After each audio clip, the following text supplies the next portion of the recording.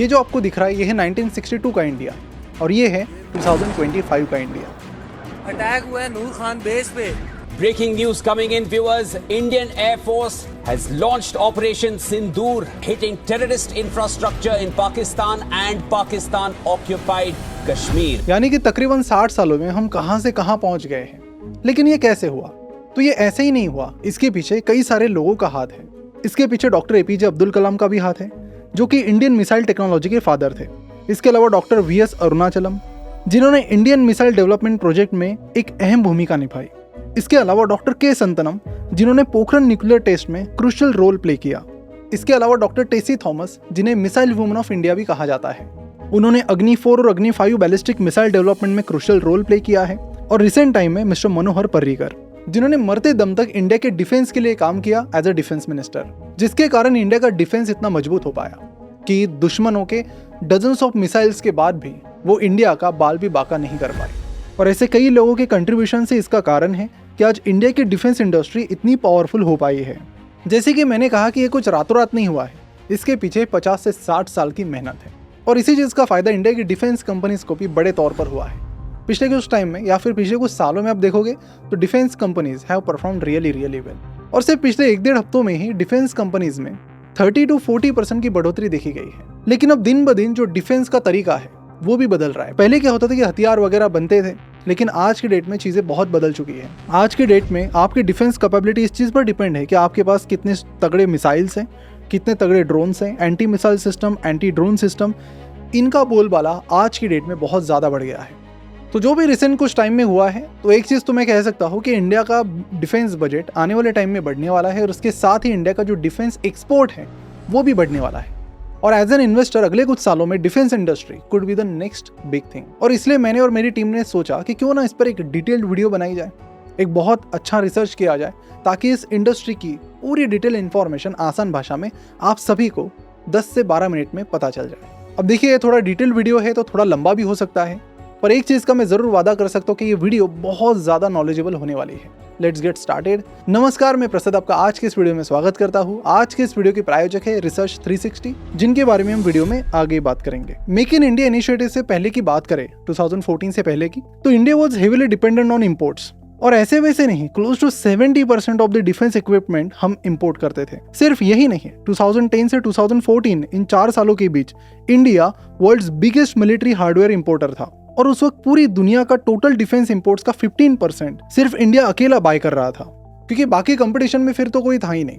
India के बाद अगर किसी का नंबर था तो वो सऊदी अरेबिया विद 5%, और थर्ड नंबर पर था चाइना, वो भी सिर्फ 5% पर। तो आप समझ सकते हो कि first versus second versus third, तीनों के बीच कितना बड़ा फासला था।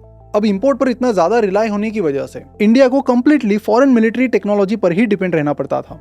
अगर हम एक्सपोर्ट की बात करें तो वो बिल्कुल ना के बराबर थे। 2004 से लेकर 2014 के बीच सब कुछ मिलाकर इंडिया ने बस 4,312 करोड़ का डिफेंस एक्सपोर्ट किया था। यानी साल का एवरेज निकाले तो हार्डली 400 करोड़ रुपए आएंगे। और भी एक इंटरेस्टिंग बात थी कि जो भी हम इंपोर्ट करते किससे थे, तो 70% सिर्फ रशिया से।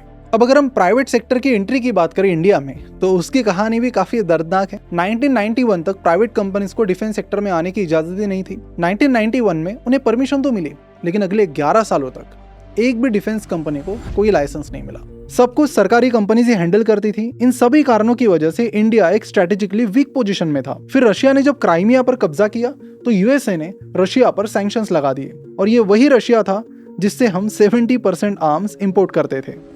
इस चीज से एक बात तो बड़ी क्लियर हो गई थी कि इंडिया अगर पूरी तरह से इंपोर्ट पर डिपेंड रहता है तो आने वाले फ्यूचर में बहुत बड़ी बड़ी प्रॉब्लम्स आने वाली है। यानी before 2014 and before the make in India initiative, India was one of the world's biggest arm importers, जिसमें उसकी सबसे ज्यादा डिपेंडेंसी रशिया पर थी और एक्सपोर्ट ना के बराबर।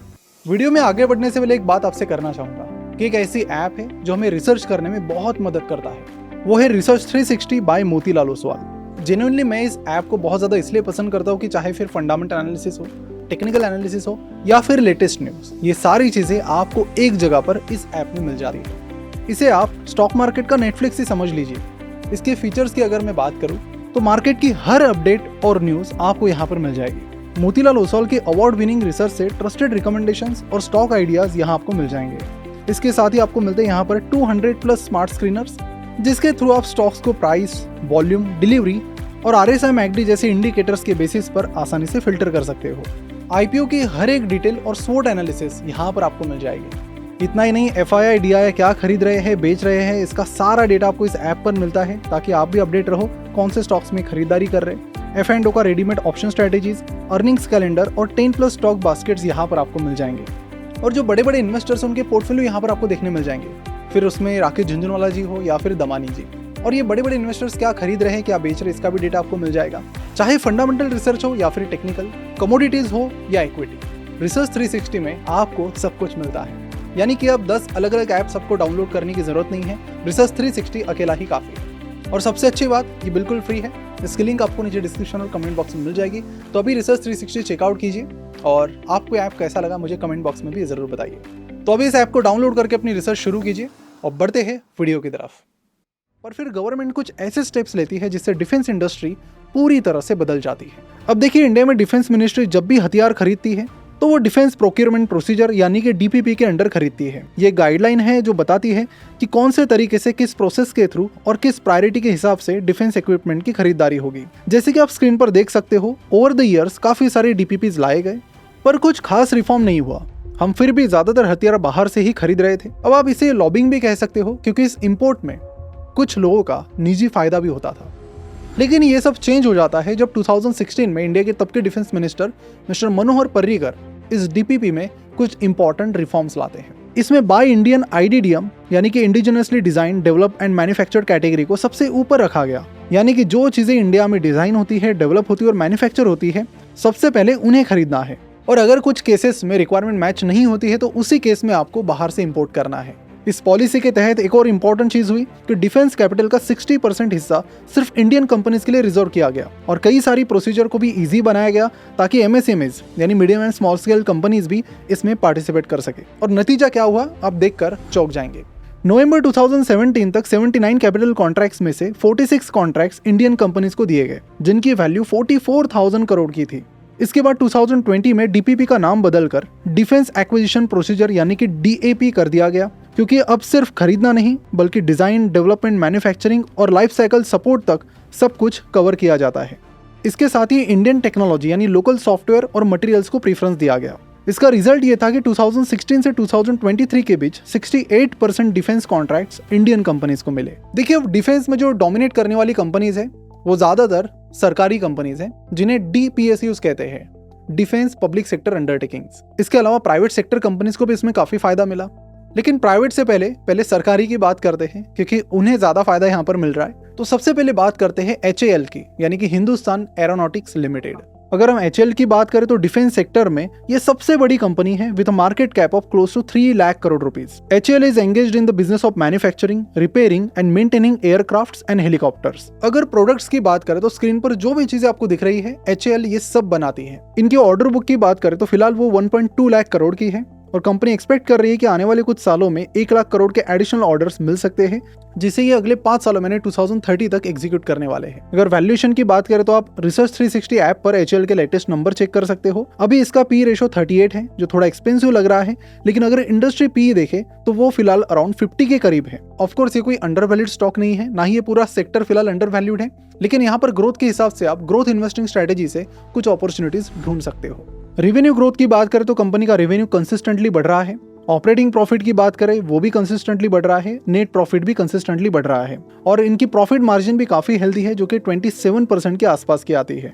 एक चीज जो गवर्नमेंट कंपनीज है इनमें एक प्रॉब्लम आपको दिखेगी, क्योंकि कॉन्ट्रैक्ट्स गवर्नमेंट के हैं तो कैश फ्लो में आपको उतार चढ़ाव जरूर दिखेंगे, क्योंकि टाइमली कई बार पेमेंट्स नहीं आते तो आगे पीछे होने की वजह से कई बार आपको थोड़ा नेगेटिव कैश फ्लो यहाँ पर दिखाई दे सकता है। बाकी फैक्टर्स देखें जैसे कि ROC, ROE तो ये भी आपको काफी स्ट्रॉन्ग यहाँ पर दिखेंगे। और एक चीज मैं यहाँ पर आपको बताना चाहूंगा कि जो भी डिफेंस के लिए कॉम्बैट एयरक्राफ्ट्स बनाए जाते हैं वो सारे के सारे HAL बनाती है। तो आने वाले टाइम में अगर इसकी डिमांड बहुत ज्यादा बढ़ती है तो इस कंपनी को उसका डायरेक्ट फायदा मिलेगा। आने वाले सालों में डिफेंस बजट बढ़ता है तो इस कंपनी को उसका जरूर फायदा मिलेगा। अभी फिलहाल 5th generation advance medium combat aircraft यानी कि AMCA फाइटर जेट्स जो इंडिया इंडिजिनसली बना रही है ये HAL ही बना रही है। साथ ही तेजस का एक अपग्रेडेड वर्जन तेजस MK1 HAL बना रहा है। इसके बाद तेजस MK1A, ये तेजस MK1 का अपग्रेडेड वर्जन है, ये भी HAL बना रहा है। और MK2 भी ये बना रहे हैं जो कि एक मीडियम वेट फाइटर जेट है। इसके अलावा HAL सिविल एविएशन, हेलीकॉप्टर्स और स्पेस के फील्ड में भी काम कर रहा है। यानी कि मोटा मोटी मैंने आपको हिंट दे दी है, अब डिटेल रिसर्च आप इस अनुसार अपना स्टार्ट कर सकते हो। अब बात करते हैं सेकंड बिगेस्ट DPSU की, जो है BEL यानी भारत इलेक्ट्रॉनिक्स लिमिटेड। अगर प्रोडक्ट्स की बात करें तो ये जो भी प्रोडक्ट्स आपको स्क्रीन पर दिख रहे हैं वो सारे BEL बनाती है, जो मेनली डिफेंस कम्युनिकेशन सिस्टम्स पर काम करती है। और इंटरेस्टिंग बात, हमारी जो इलेक्ट्रॉनिक वोटिंग मशीन है EVMs, ये भी यही कंपनी बनाती है। नंबर्स की बात करें तो पिछले 3 सालों में स्टॉक ने 370% के रिटर्न्स दिए हैं। इसका P रेशो फिलहाल 50 के करीब चल रहा है, जो कि इंडस्ट्री के आसपास ही है। रेवेन्यू पिछले 3 साल में 14-15% से बढ़ रहा है कंपाउंडेड सालाना, और नेट प्रॉफिट 25-30% से। और इनकी सबसे अच्छी बात जो मुझे लगती है कि कंपनी का जो लॉन्ग टर्म डेट है वो नहीं के बराबर है, और ऐसी कंपनीज के लिए नहीं के बराबर डेट होना is a very big advantage. तो इस एरिया में कौन कौन से और ग्रोथ पॉइंट्स हो सकते हैं जिससे इस कंपनी को फायदा मिलता है, वो सारी चीज़ें आप जरूर रिसर्च कीजिए before taking any decision on this particular stock. एक ऐसी कंपनी जो इंडियन डिफेंस के लिए मिसाइल्स बनाती है, जैसे हमने बोला कि न्यू वॉर टेक्निक्स में मिसाइल्स का रोल बड़ा अहम है, और ये कंपनी वो काम कर रही है जिसका नाम है Bharat dynamics limited. Recently India ने इसी कंपनी के 2 मेजर मिसाइल सिस्टम्स पाकिस्तान के अगेंस्ट यूज किए। पहला था Akash surface to air missile system, और दूसरा था ब्रह्मोस सुपरसोनिक क्रूज मिसाइल। अगर एक्सपोर्ट की बात करें तो BDL का close to 12% of revenue export से आता है, और मेरी माने तो आने वाले टाइम में ये जो एक्सपोर्ट सेगमेंट है ये काफ़ी तेज़ी से बढ़ सकती है। रिसेंटली BDL ने 1200 करोड़ के डिफेंस प्रोडक्ट्स एक्सपोर्ट किए हैं टू डिफरेंट कंट्रीज। इन्होंने रिसेंटली ब्रह्मोस मिसाइल अर्मेनिया और फिलीपींस को भी एक्सपोर्ट किए हैं, और जब कई कंट्रीज़ ने लाइव एक्शन में इस कंपनी के मिसाइल्स की इफेक्टिवनेस देखी है, तब इनका एक्सपोर्ट काफ़ी बढ़ा है। और रिसेंटली भी हम सभी को पता है ऐसा ही कुछ हुआ है, तो आने वाले टाइम में इनकी डिमांड काफ़ी बढ़ सकती है, पर्टिकुलरली एक्सपोर्ट मार्केट में। सब कुछ सही है, लेकिन एक मेजर कंसर्न है इसका वैल्यूएशन। अभी इसका PE रेशियो काफ़ी ज़्यादा बढ़ चुका है, 114 का। सेल्स के नंबर्स भी काफ़ी स्टैग्नेंट रहे हैं, नेट प्रॉफिट भी कंसिस्टेंट नहीं है, यानी कि R&D और बाकी चीज़ों में this company is doing very very well. But valuation side में फिलहाल अगर देखा जाए तो काफ़ी ओवर वैल्यूड जैसी सिचुएशन फिलहाल यहाँ पर है।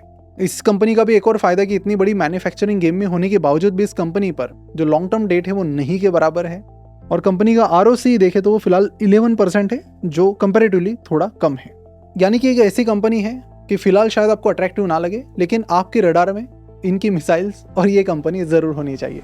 इसके बाद बात करते हैं एक ऐसी इंडस्ट्री की जो इंडिया के डिफेंस में एक बहुत बड़ा रोल निभाते हैं, और इस पर्टिकुलर निश में 3 कंपनीज हम कवर करेंगे, और इन तीनों कंपनीज के नाम में 1 बाय 1 आपको बताता हूँ। लेकिन ये जो तीनों कंपनीज हैं ये इंडियन नेवी को वॉरशिप्स और सबमरीन्स, नेवल वेसल्स, ये सारी चीज़ें प्रोवाइड करती है। मैं शुरुआत करूंगा माझगांव डॉक से। इस कंपनी ने पिछले 3 सालों में 2200% के रिटर्न्स दिए हैं, एब्सोल्यूट मल्टीबैगर। रेवेन्यू पिछले 5 सालों में 2.5x बढ़ा है, नेट प्रॉफिट 5x बढ़ा है, लॉन्ग टर्म डेट भी इनका काफ़ी कम हुआ है, ROC भी इनका काफ़ी अट्रैक्टिव है, 35% का है। बस वैल्यूएशन यहाँ पर एक कंसर्न हो सकता है जो करीब 50 के करीब फिलहाल चल रहा है। नेक्स्ट है कोचिन शिपयार्ड। अगेन 3 सालों में 1000% रिटर्न 10 गुना बढ़ा है, अभी फिलहाल 50% डाउन चल रहा है अपने ऑल टाइम हाई से। कारण यह है कि रेवेन्यू जो है पिछले 5 सालों में इस कंपनी का काफ़ी स्टैग्नेंट है, और नेट प्रॉफिट भी लगभग उसी रेंज में है पिछले कुछ सालों से। और नेक्स्ट है गार्डन रिच शिप बिल्डर्स। इन्होंने पिछले 3 सालों में 6 गुना के रिटर्न्स दिए हैं। इनके रेवेन्यू और प्रॉफिट की बात करें तो ये एक्स्ट्राऑर्डिनरी है, दोनों भी 5x बढ़े हैं। इनका भी PE रेशो 50 के करीब फिलहाल चल रहा है। अगर डिफेंस सेक्टर की बात करें तो पिछले कुछ टाइम में जब जो वॉर होता है तो ऑफकोर्स डिफेंस सेक्टर की शेयर प्राइस बहुत तेज़ी से बढ़ने लगती है, तो ऐसे टाइम में ये थोड़े महंगे तो आपको मिलेंगे ही। लेकिन जब ये जो न्यूज़ है डिफेंस की, बाकी चीज़ें बातें थोड़ी थोड़ी जैसे कम हो जाएगी, वैसे वैसे जब लोगों का ध्यान भटक जाएगा, तब ऐसी कंपनीज भी आपको एक बेटर वैल्यूएशन पर मिल सकती है। आप अपने इन्वेस्टिंग ऐप में अपनी वॉच लिस्ट बना सकते हो, और उसमें इनमें से जो कंपनीज आपको अच्छी लगती है उनमें रखो, ताकि 6 महीने बाद 1 साल बाद अगर अच्छी अपॉर्चुनिटीज आपको मिले तो आपको काम में आ सके। अब ये तो हो गई सरकारी कंपनीज की बात है, अब करते हैं प्राइवेट कंपनीज की बात। लेकिन इंपॉर्टेंट बात यह है कि 1991 तक प्राइवेट कंपनीज को एंट्री नहीं थी इस सेक्टर में, मिलने के बाद 11 साल लगे किसी कंपनी को अप्रूवल मिलने में। तो इसीलिए अभी फिलहाल अगर आप देखेंगे तो प्राइवेट कंपनीज का जो दबदबा है इस पूरे सेक्टर में काफ़ी कम है, लेकिन आने वाले टाइम में ये बढ़ने के चांसेस बहुत ज़्यादा है। तो अगर आपको अपॉर्चुनिटीज़ ढूंढनी है तो इस लाइन में आपको काफ़ी मिल सकती है।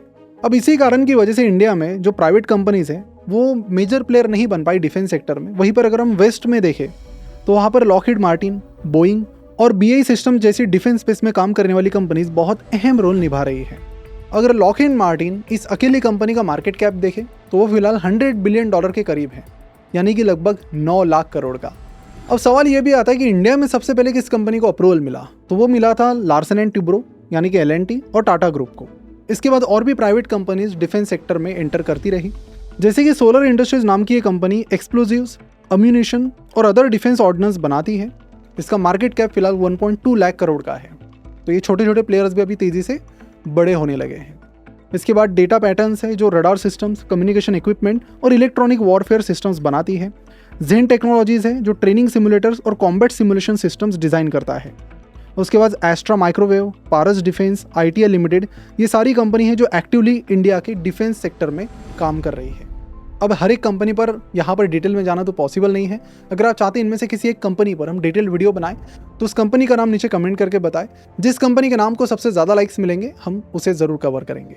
अब ये तो सारी हो गई पास्ट की बातें। फ्यूचर की बात करते हैं कि फ्यूचर ऑफ डिफेंस क्या होने वाला है, किस तरह की कंपनीज को यहाँ पर ज़्यादा फायदा मिल सकता है। देखिए पहले क्या होता था, आज से 10, 20, 30 साल पहले कारगिल वॉर का सोचिए या फिर कोई भी वॉर होता, क्या होता था, आर्मी बॉर्डर पर उतरती थी, फिर एयरफोर्स सपोर्ट देने के लिए आती थी। लेकिन अगर रिसेंट कॉन्फ्लिक्ट्स को देखें, फिर चाहे वो रशिया यूक्रेन का हो, अभी रिसेंटली इंडिया पाकिस्तान हुआ है, और वहाँ पर जो चल रहा है इजराइल और गाज़ा के बीच, तो इन सारे वॉर्स में एक चीज़ आपने बड़ी आसानी से ऑब्जर्व की होगी कि जो रिसेंट वॉर्स हैं उसमें सबसे पहले आपको ड्रोन्स, मिसाइल और एयरफोर्स ही एक्टिव दिखेगी। आर्मी का रोल एंड स्टेज में या फिर बीच में आता है, और मुझे लगता है कि ये जो ट्रेंड है आने वाले 10-15 सालों में और भी तेज़ी से बढ़ेगा।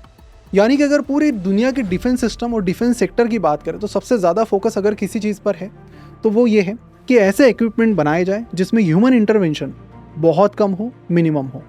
ये शिफ्ट ऑलरेडी स्टार्ट हो चुका है। एग्जाम्पल, यूक्रेन ने एक टर्किश मेड ड्रोन से रशिया का वॉरशिप मॉस्कवा उड़ा दिया था। ड्रोन की कॉस्ट थी 4 से 5 करोड़ रुपए, वॉरशिप की कॉस्ट थी 5,000 करोड़ रुपए। यानी कि जो असिमेट्री है ये बहुत ज़्यादा है। लेकिन इंडिया के लिए यहाँ पर सबसे बड़ा चैलेंज ये है कि इंडिया का डिफेंस बजट पता है कितना है, 6.8 लाख करोड़ का। लेकिन इसमें से 70% कहाँ जाता है, किसी पर्टिकुलर इक्विपमेंट बनाने में नहीं, बल्कि वो जाता है सैलरी और पेंशन्स में। सिर्फ 1.3 लाख करोड़ ऐसा है जो कैपिटल प्रोक्योरमेंट के लिए बचता है। तो ऑफकोर्स जो भी सैलरीज और पेंशन है जो हमारे आर्मी मैन को मिलती है वेल डिजर्व्ड है, लेकिन यहाँ पर इस बजट को बढ़ाने की ज़रूरत है जहाँ पर कैपिटल प्रोक्योरमेंट ज़्यादा हो सके। शायद इसी के चलते गवर्नमेंट ने कुछ टफ डिसीजंस भी रिसेंटली लिए हैं जिसमें कंट्रोवर्सी भी हो चुकी है। उनका विजन बड़ा क्लियर है कि फ्यूचर वॉरफेयर जो होगी वो ड्रोन्स, AI सिस्टम्स और अनमैन्ड टेक पर बेस्ड होगा। टेक्नोलॉजी सुपीरियर करने पर भी काफ़ी एक फोकस है ताकि उससे भी जीत हासिल करने में काफ़ी मदद मिल सकती है। एग्जाम्पल, पाकिस्तान के पास 6 लाख की आर्मी है लेकिन एक भी मिसाइल या ड्रोन वो नहीं रोक पाए क्योंकि एडवांस एयर डिफेंस सिस्टम्स उनके पास नहीं है, और जो थे वो चाइनीज़ मेड थे, चले तो चांद तक नहीं तो रात तक। तो अगले 10-15 सालों में अगर आप डिफेंस सेक्टर में इन्वेस्ट करने की प्लानिंग कर रहे हो तो आपको किन कंपनीज पर फोकस करना चाहिए? उन कंपनीज पर फोकस कीजिए जो अनमैन्ड सिस्टम्स, ड्रोन्स, इलेक्ट्रॉनिक्स और नेक्स्ट जनरेशन इक्विपमेंट बनाती है। और हाँ, वो कंपनी जो है वो प्रॉफिटेबल होनी चाहिए, ये भी एक इंपॉर्टेंट बात है। तो फिलहाल यहीं पर रुकते, जिस कंपनी पर आप चाहते हो नेक्स्ट वीडियो हो उसका नाम नीचे ज़रूर बताना, और इन्वेस्टमेंट करने से पहले रिसर्च ज़रूर करें, और उसके लिए रिसर्च 360 ऐप आपको बहुत काम आ सकती है। उसके लिंक नीचे डिस्क्रिप्शन और कमेंट बॉक्स में आपको मिल जाएगी। तो ऐप अभी डाउनलोड कीजिए और अपना डिफेंस रिसर्च आज ही से शुरू कीजिए।